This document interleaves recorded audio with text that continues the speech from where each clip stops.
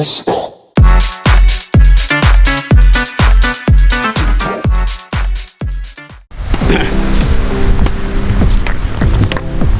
So yun mga kaigops, panibagong araw naman tayo ngayon, panibagong vlog.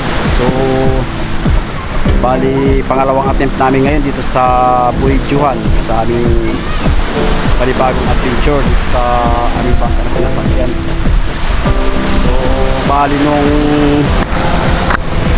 nung nakaraan laot namin ay halos panabla lang mga kaigops, dahil nga sa napakatumal ng kain ng tuloy, tapos halos karamihan, kung mapapansin niyo dyan sa vlog ko, ay puro durado ang mga nahuhuli namin ngayon. So halos panabla lang. Tapos si Boy Carlos Abuno, wala pa 100 yung huli nila. So sa amin naman kahit pa paano naka 200 kilos. At problema nga lang ay mura isda dito sa aming lugar ngayon, 70. So dahil marami ang nahuhuli ng pangulong, nakababa rin sa Malabon. So bali ang target natin ngayon mga kaigops ay magkukuhan tayo, magsasapalaran. At pagka ganitong buwan ay halos umuumpisa talaga ang barili sa paano. So marami na pati ang nahuhuli ngayon. May nakakahuli na 5, 3.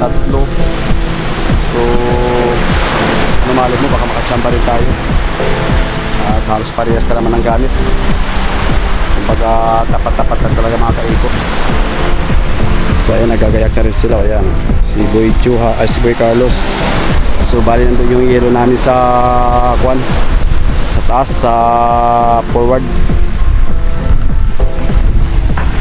So tapos doon na rin tayo kukuha ng bato sa kabilang ibayo na naman, doon sa pinagkuhan din namin sa kabila. At ang maganda doon kahit papaano ay kuha pa talaga, marami pang pagpipilian mga kaigops.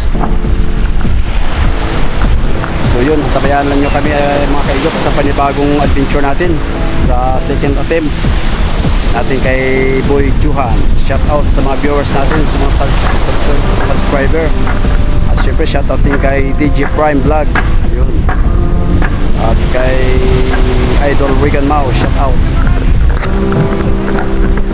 So pupuntahan natin yung kinakarga nating yelo.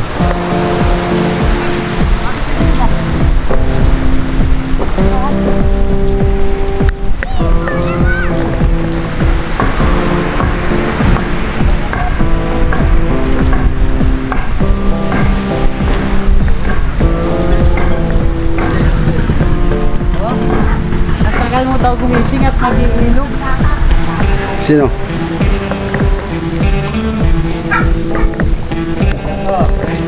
Pangila na yun? Last na yun. Last na. 20 sa kala? Oo, 20. Oh, last na yan. So wala, tunaw na yung yelo. Kaninong order yung iba dyan? Ah.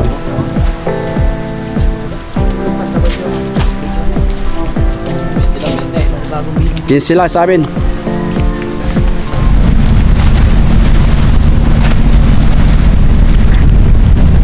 Yun mga kaigops, tayo ay punta na sa laot. So makuha muna tayo ng bato doon sa kabilang ibayo, sa pinagpunan natin kahanik sa nakarang laot namin. So ngayon ay lutay. Ayan o.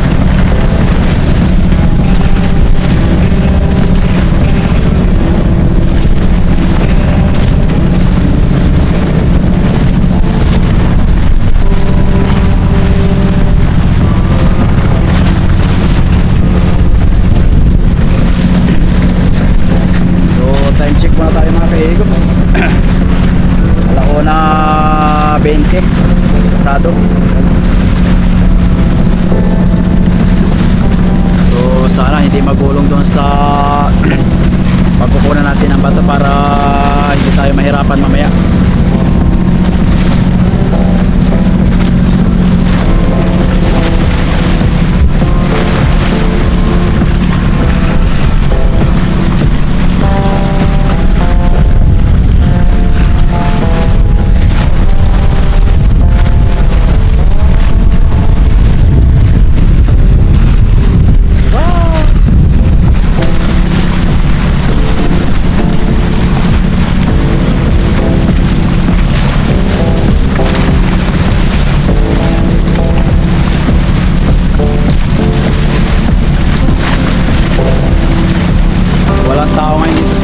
Resort. Ayan o. Katatapos lang kasi ng holiday kahapon kaya siguro yung mga nagsipag-uwian na.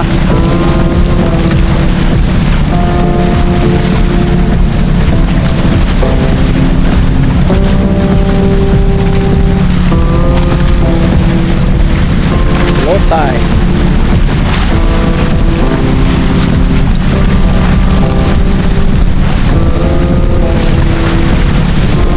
Shoutout sa mga viewers natin, sa mga subscriber, lalo na dyan sa Romblon, Barangay Lonos. Shoutout dyan sa inyo mga kaigups. At syempre sa amin sa Sintuda, sa mga magka-tricycle, shoutout.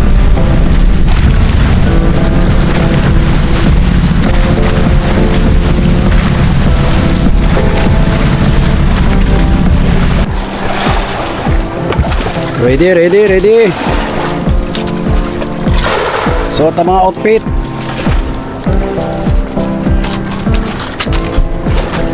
So, yun guys, tayo ay nandito na sa kuha ng bato. Medyo magulong sa panabi kasi low tide. Ayan namumuti. Pero pa dating lang yan. Ayan, tatali tayo doon.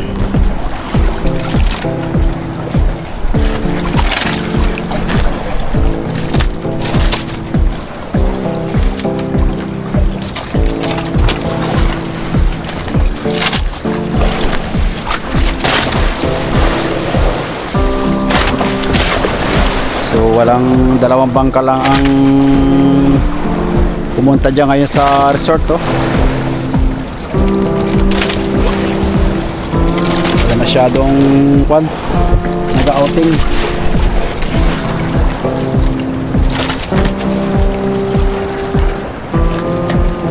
So lalagyan natin ng lubid doon sa may parting tabi para hindi mahirapan mamaya pagka tayo kakarga na ng bato.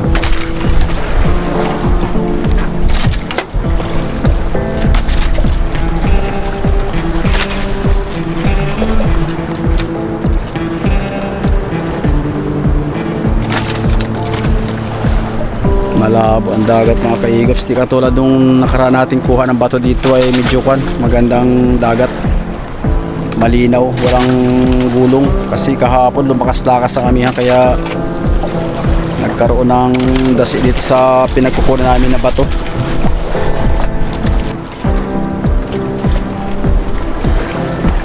Pupisto natin na maganda mamaya ang bangka pagka tayo ay mangangarga na ng bato para hindi mahirapan yung mga kasama natin.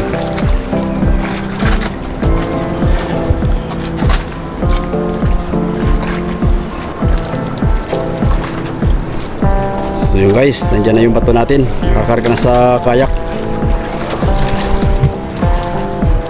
So dito mga tayo maglalagay.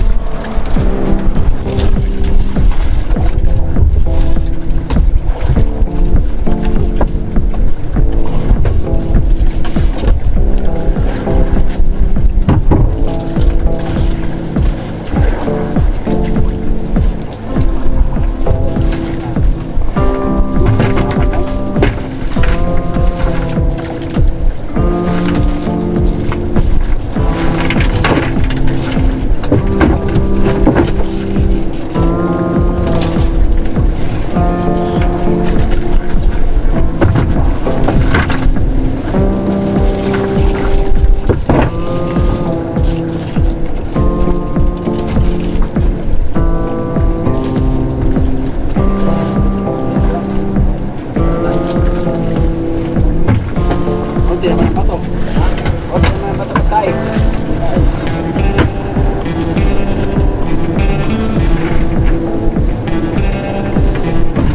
Ito lang at kwan. Hindi tayo makaduong doon at magulong.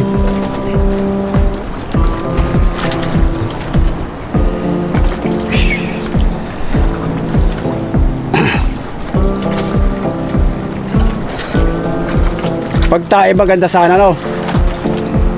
Doon na maraming patuloy siguro doon ba daw? Doon, no?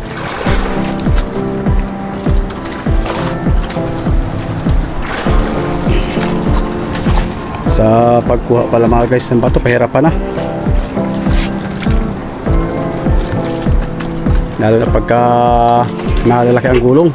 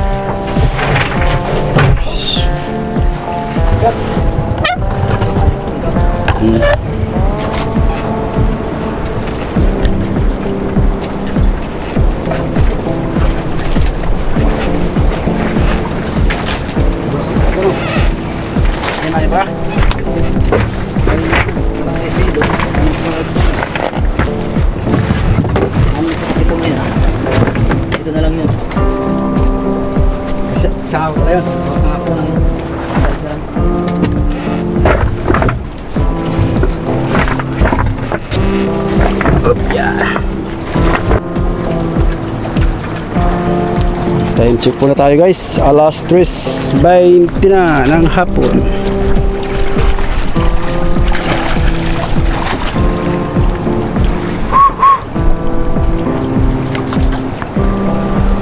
Pahirapan pag sampa ng bato mga kaigops.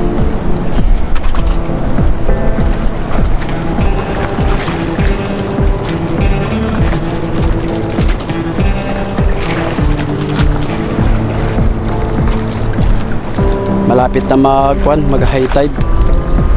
Alas 7 ay high tide na siya. Hirapan ang pagkuha ngayon ng bato mga kaigops. Gawa ng may gulong-gulong sa panabi. Mahirap bumuhat at matatalas yung mga batong iyan, mga kumpati, madulas. Sa unahan yan? Sa unahan? Sa unahan?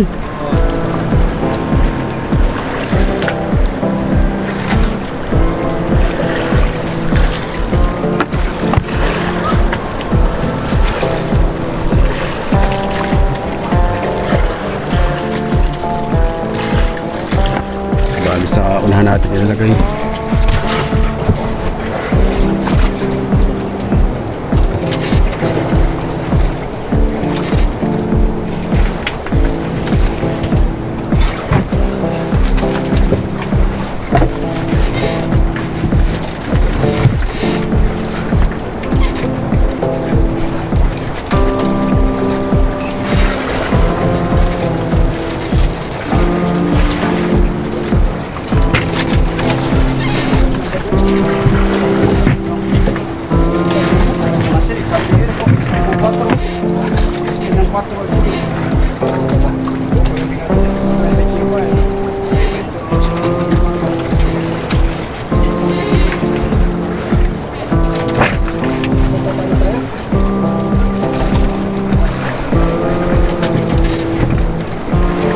ko sa buya ko lang, kukulit na siya ng hapon eh.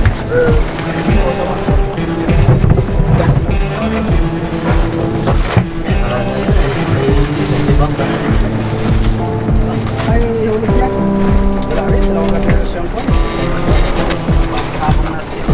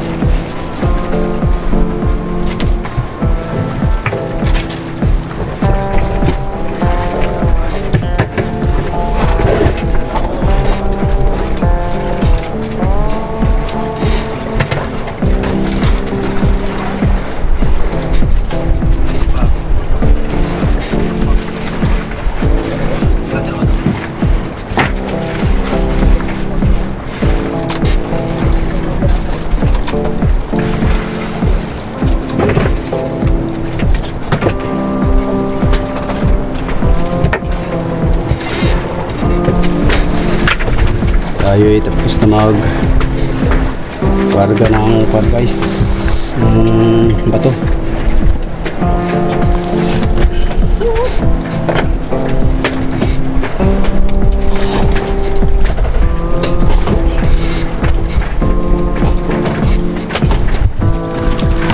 Karga natin yung kayak.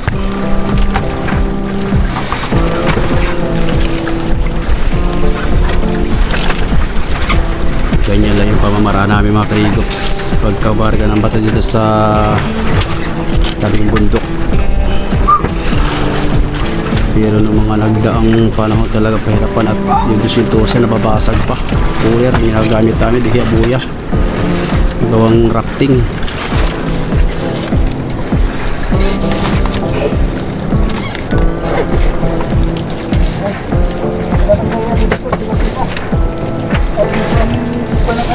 Ah. Dito nga basta nga, basta yan.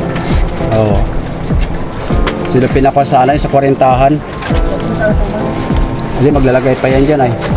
Basta yan dito lagi. Di bali kung naman maglalagay ng silupin yan. Silupin.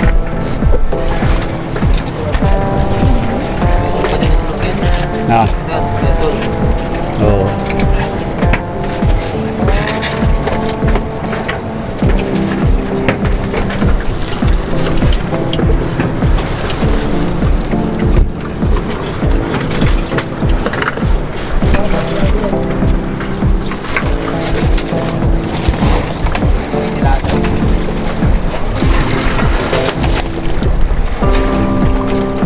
Yan talagang piston niya at hindi na ma-adjust ang kanya lang. Hindi na ma-adjust ang pakat na, ang thread.